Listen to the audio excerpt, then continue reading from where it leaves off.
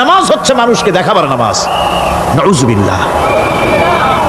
এখন দেখবেন এই মৌসুম আসছে, নামাজের মৌসুম, বেনামাজিদের নামাজের মৌসুম। জনসভা হচ্ছে, নির্বাচন আসতেছে, নামাজে রক্ত হয়ে গেছে, তাড়াতাড়ি আজান হয়ে গেল। টুপি না থাকলে রুমাল একটা মাথায় দিল, উজু আছে কিনা আছে, আল্লাহু আকবার, যা আছে কপালে হয়ে যাক। মানুষকে দেখাবার জন্য এরা নামাজ পড়ে। এরা আল্লাহর শরণার্থে নামাজ খুব কম লোকই করে। এরা হচ্ছে মুনাফিক। দুনিয়া এবং আখিরাতে কল্যাণের জন্য একমাত্র মাধ্যম হচ্ছে নামাজ। দুনিয়াও যদি কল্যাণ চাই, আখিরাতেও যদি কল্যাণ চাই, তাহলে এর জন্য কি করতে হবে? কি করতে হবে? আমার কথা নয়, আল্লাহ রাব্বুল আলামিনের কথা শুনুন। রব্বুল আলামিন বলেন, ক্বাদ ফালাহাল মুমিনুন আল্লাযীনা হুম ফি সালাতিহিম খাশিউন ওয়াল্লাযীনা হুম লিয-যাকাতি ফাঈলুন ওয়াল্লাযীনা হুম লিফুরুজিহিম হাফিজুন। নিশ্চিতভাবে সেই সব মুমিন কল্যাণ লাভ করবে, নিশ্চিতভাবে।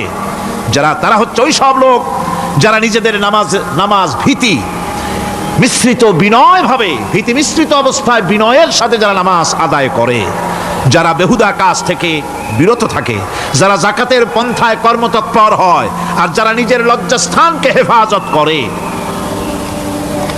এরপরে আল্লাহ পাক বলেন, ওয়াল্লাযীনা হুম লিআমানাতিহিম ওয়া আহদিহিম রাউন ওয়াল্লাযীনা আলা সালাওয়াতিহিম ইউহাফিজুন ওয়াল্লাযীনা আলা সালাতিহিম হাফিজুন। আর যারা তাদের আমানতকে পূর্ণ করে, আমানত এবং তাদের ওয়াদা চুক্তি পূর্ণ করে, এবং যারা নিজেদের নামাজ সমূহকে পূর্ণভাবে হক আদায় করে নামাজ পড়ে, নামাজের যারা হেফাজত করে, এরা কারা?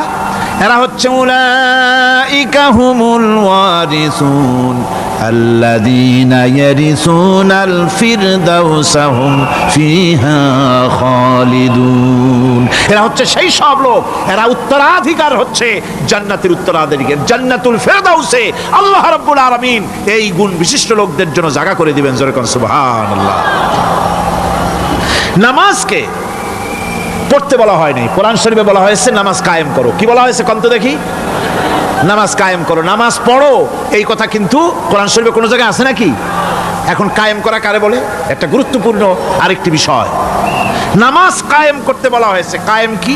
কায়েমটা হচ্ছে দৃষ্টান্ত স্বরূপ বলা যায় যে জিনিসটা সমাজে প্রতিষ্ঠিত আছে ওইটারে বলে কায়েম হওয়া, আর যেটা প্রতিষ্ঠিত নাই ওটা কায়েম নাই। কায়েম মানে হলো প্রতিষ্ঠিত থাকা। যেমন আমাদের দেশে, আমাদের সমাজে নারী পুরুষ শিশু বৃদ্ধ সকলেই কাপড় পরা, শাড়ি পরা, লুঙ্গি পরা, এই কাপড় পরাটা কায়েম আছে, প্রতিষ্ঠিত আছে না নাই? যার কারণে কাপড় পরা সমাজে কায়েম আছে বলে উলঙ্গ মানুষ সমাজে খুঁজে পাওয়া যায় না, পাগল ছাড়া। ঠিক কিনা? একটা বাচ্চাকেও যদি উলঙ্গ হতে বলেন এখানে, 5 বছর 6 বছর একটা বাচ্চাকেও, সে কিন্তু রাজি হবে না। ঠিক কিনা? যেহেতু কাপড় পরা সমাজে প্রতিষ্ঠিত আছে, সেহেতু উলঙ্গ মানুষ পাওয়া যায় না, কাপড় পরাটাই এখানে প্রতিষ্ঠিত। সুতরাং এখন অবস্থাটা এই হয়েছে, কাপড় পরা প্রতিষ্ঠিত আছে বলে কোন উলঙ্গ মানুষ এসে যদি এই মঞ্চে দাঁড়ায় আর বলে আমাকে একটু বক্তৃতা করতে দেন, আপনারা কি করবেন?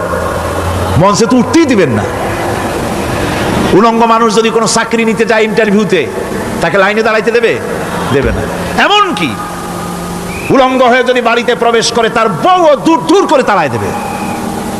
ঠিক কিনা? যেহেতু সমাজের ভিতরে কাপড় প্রতিষ্ঠিত আছে, সেই জন্য এই উলঙ্গ মানুষ পাওয়া যায় না। অনুরূপভাবে নামাজ যদি প্রতিষ্ঠিত হতো সমাজের ভিতরে, তাহলে বেনামাজি খুঁজে পাওয়া যেত না। চাকরি করতে গেলে সেখানে নামাজ মানদণ্ড হয়ে যেত, নামাজ পড়ে কিনা তা দেখে নেওয়া হতো।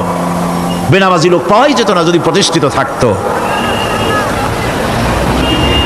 প্রথম প্রশ্নই হতো তুমি নামাজ পড়ো কিনা। ইলেকশনে যদি একজন উলঙ্গ মানুষ এসে দাঁড়ায়, ভাইরা এবার আমার বোতল মার্কা বাক্স, উলঙ্গ মানুষ এসে ভোটে দাঁড়াইছে, আপনারা ভোট দিবেন? দিবেন। ওইটা কাপড় প্রতিষ্ঠিত আছে বলে, লুঙ্গি প্রতিষ্ঠিত সমাজে আছে বলে উলঙ্গ মানুষকে আপনি ভোট দিবেন না।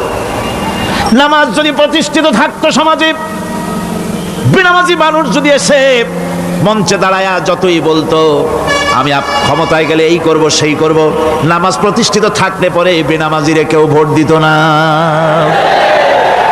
নামাজ যদি প্রতিষ্ঠিত থাকতো তাহলে অফিসের অফিসার তো দূরের কথা, বেনামাজি অফিসের ঝাড়ুদারের চাকরিও তার কিসমতে জুটত না যদি নামাজ প্রতিষ্ঠিত থাকতো।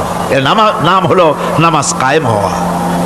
নামাজ কায়েম থাকলে এই অবস্থার সৃষ্টি হতো। এই জন্য আল্লাহ পাক বলেছেন নামাজকে কায়েম করতে হবে। নামাজ হবে সব ভালো কাজের মানদণ্ড। সমস্ত ভালো কাজের মানদণ্ড কি? নামাজ। নামাজ আমাদেরকে বড় রকমের শিক্ষা দেয়। কি শিক্ষা দেয়? নামাজ আমাদের শিখায় ঐক্য আর ভ্রাতৃত্ব। ভ্রাতৃত্বের আর ঐক্যের শিক্ষা দেয়। এক নেতার আনুগত্য করা শিখায়। জামাত যত বড় হোক, ইমাম হবে কয়জন? একজন ইমাম হবে। আর এই ইমাম মানে কি? নেতা। ইমাম মানে কি? নেতা নির্বাচন শিখায় নামাজে। নেতা নির্বাচন কে শিখায়? নামাজ শিখায়। বোঝেন খুব ভালো করে। কিভাবে? মনে করুন চট্টগ্রাম শাহী মসজিদে ইমাম প্রয়োজন। এখন সেই ইমাম নেওয়ার জন্য ইন্টারভিউ কল করা হলো, বিজ্ঞাপন দেওয়া হলো পত্রিকায়। অনেক আলেম আসলেন। ইন্টারভিউ বোর্ডে যারা বসলেন তারা ইন্টারভিউটা কিভাবে নেবেন?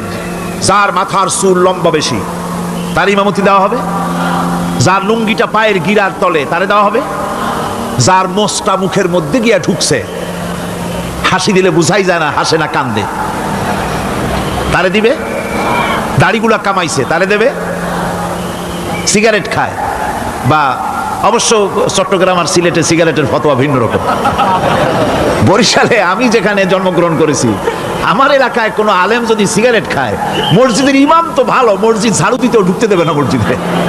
এটা এই এলাকার এক রকমের কায়দা। আমি এটার ব্যাপারে কথা নাইবা বললাম। তো আপনারা খুঁজে দেখবেন সে সিনেমা দেখে নাকি, মিথ্যা কথা বলে নাকি, বউ পর্দায় থাকে নাকি। এগুলি মাইক্রোস্কোপ যন্ত্র দিয়ে ইমামের মাথা থেকে পা পর্যন্ত দেখবেন কিনা কন? আচ্ছা এবার কন তো দেখি, এই ইমাম সাহেব ইমামতি করবে কতজন লোকের?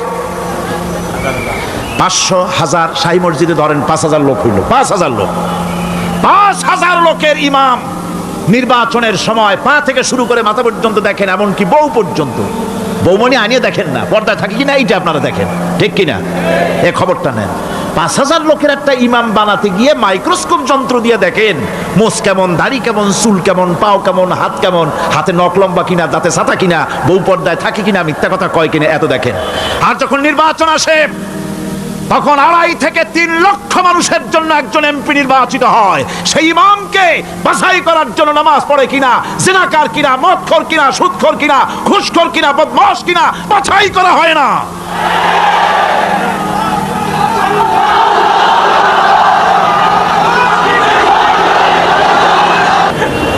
নামাজ আমাদেরকে এটা শিখায় ইমাম কেমনে বানাইতে হবে। কোন সুবহানাল্লাহ। নামাজ ঐক্য শিখায়, নামাজ ভ্রাতৃত্ব শিখায়, নামাজ পারস্পরিক মহব্বত শিখায়, নামাজ নেতা কেমন হওয়া উচিত, নেতা নির্বাচন শিখায়। আবার নেতা ভুল করলে তার ভুল বলা যাবে না, এরকম হতে পারবে না।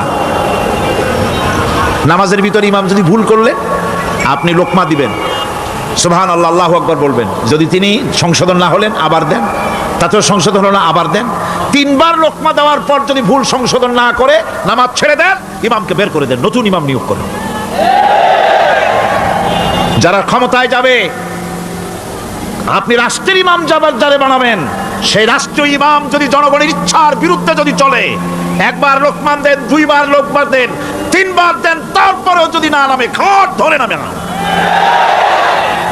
নামাজ আপনাকে নেতা নির্বাচন, নেতাকে প্রতিষ্ঠিত রাখা, নেতার আনুগত্য আপনাকে শেখায়। নামাজ লাইন সোজা করে দাঁড়াতে হবে। লাইন যদি বাঁকা করেন আপনার কলজেটা ওরকম বাঁকা হয়ে যাবে। কারণ নাউজুবিল্লাহ, নামাজের কাতারে যার কারণে নামাজের কাতার বাঁকা হবে, পুরা কাতারের জন্য আল্লাহর কাছে ওই লোকটা দায়ী হয়ে যাবে। নামাজ শৃঙ্খলা শিখায়। সুবহানাল্লাহ কইতে ইচ্ছা করে না? নামাজ শৃঙ্খলা শিখায়, শৃঙ্খলা বোধ শিখায়, সোজা হয়ে দাঁড়ায়। তারপরে ঐক্য এবং মহব্বত শিখায়। নামাজের ভিতরে যখন দাঁড়ায় গেলেন, আমির দাঁড়ালো, ফকির দাঁড়ালো, মন্ত্রী দাঁড়ালো, তার ড্রাইভারও দাঁড়ায় গেল, একই কাতারে দাঁড়ায় গেছে। নামাজ পড়তে গিয়ে ড্রাইভারের পাও গিয়ে লেগেছে মন্ত্রীর গায়ে। নামাজ শেষ হওয়ার পর মন্ত্রীর বাবার ক্ষমতা নাই এ কথা বলার যে বেটা ড্রাইভার সলিমদ্দি, তোর পাও লেগেছে আমার পায়ে, তোর চাকরি শুদ্ধা দোজখে পাঠায় দেব। পারবে বলতে? পারবে না। মিয়া মন্ত্রী সাহেব, এটা তোমার সেক্রেটারিয়েট না, এটা আল্লাহর ঘর। এটা কার ঘর? এক হি সাপ মে खड़े हो गए महमूद अयाज, एक ही सब में खड़े हो गए महमूद अयाज, न कोई बंदा रहा न कोई बंदा नवाज। একই কাতারে দাঁড়িয়ে গেছে সম্রাট মাহমুদ আর চাকর আয়াজ। এখন সম্রাট মাহমুদও নাই, চাকর আয়াজও নাই, সম্রাট আর চাকর দুজনই আল্লাহ পাকের গোলাম হয়ে গিয়েছে। তুমি মসজিদে এসেছো, তুমি আল্লাহর গোলাম। কার গোলাম? আল্লাহ পাকের গোলাম। এই জিনিস শিখায় নামাজ। নামাজ শিখায় মানুষকে পাঞ্চুয়ালিটি, নিয়মানুবর্তিতা, সময়ের জ্ঞান শিখায় নামাজ। নামাজ মানুষকে কি শিখায়? আল্লাহ রাব্বুল আলামিন বলছেন, ইন্নাস সালাতা কানাত আলাল মুমিনিনা কিতাবাম মাওকুতা। নিঃসন্দেহে নামাজ মোমেনদের নিয়মানুবর্তিতার সাথে ফরজ করা হয়েছে, তাদের উপরে নিয়মানুবর্তিতার উপরেই, সময়ের উপরে নামাজকে ফরজ করা হয়েছে। আপনার আন্দাজ মতো আপনি পড়তে পারবেন না, সময় মতো পড়তে হবে, আউয়াল ওয়াক্তে পড়তে হবে। আমার দেশের মসজিদগুলিতে ফজরের নামাজ পড়া হয় এমন সময় পূর্ব দিক ফর্সা হয়ে যায়। ইমাম সাহেব যদি ভুল করেন, নামাজ যদি দোহরাতে যান, তাহলে সূর্য উদয় হয়ে যাবে, এমন অবস্থা। নামাজ এত দেরিতে পড়া হয়। প্রত্যেক ওয়াক্তের নামাজ আউয়াল ওয়াক্তে পড়ার জন্য রাসূল সাল্লাল্লাহু আলাইহি ওয়াসাল্লাম তাগিদ করেছেন। সময়ের দিকে লক্ষ্য রাখতে বলা হয়েছে।